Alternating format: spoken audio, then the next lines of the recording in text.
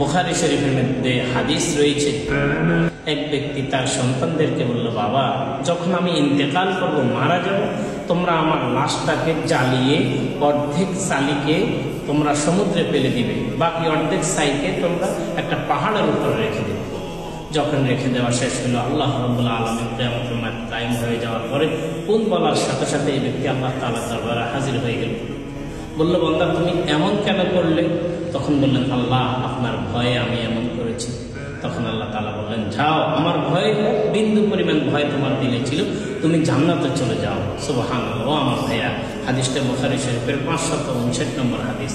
ও আমার ভাইরা, আমরাও যদি দুনিয়ার বুকে আল্লাহ তাআলাকে প্রতিটা ক্ষেত্রে, প্রতিটা কাজে, প্রতিটা কর্মে, ব্যবসা কন, বাণিজ্য কন, দোকান পাট কন, চলার ক্ষেত্রে, সর্বক্ষেত্রে যদি আমরা আল্লাহ তাআলার ভয় দিলের ভিতরে রাখি, কখন আমাদের দ্বারা ইসলাম বিদ্বেষী নাজায়েজ কোনো কাজ হবে না।